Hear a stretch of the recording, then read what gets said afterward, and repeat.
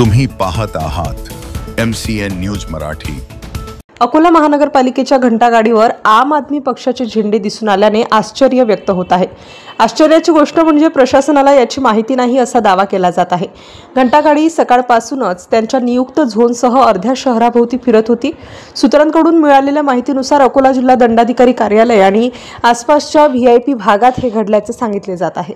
स्थानिक लोकांनी घंटागाडीवर आम आदमी पक्षाचे झेंडे लावलेले पाहिले। यामुळे प्रशासनाच्या परवानगीने हे केले गेले आहे की नाही यावर अनेक प्रश्न उपस्थित होत आहेत। प्रशासकीय वाहनांवर विशेषतः सरकारी वाहनांवर राजकीय झेंडे लावणे हे नियमांचे उल्लंघन आहे। यातून सरकारी यंत्रणेचे राजकारणीकरण दिसून आल्याने नगरपालिका प्रशासनाच्या निष्पक्षतेवर प्रश्न उपस्थित केले जात आहेत। दरम्यान अकोला महानगरपालिकेच्या उपायुक्त गीता ठाकरे यांना याबद्दल विचारले असता त्यांच्याकडे या संदर्भात कोणतीही माहिती उपलब्ध नसून या प्रकरणाची चौकशी करण्याचे आश्वासन त्यांनी यावेळी दिले आहे। MCN न्यूज मराठी करिता मोहम्मद जुनेद, अकोला।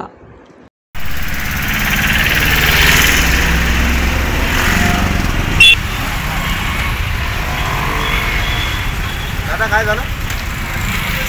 त्यावर 2 मिनिट। ये आम आदमी पार्टी महानगरपालिका की गाड़ी के ऊपर हो साहब,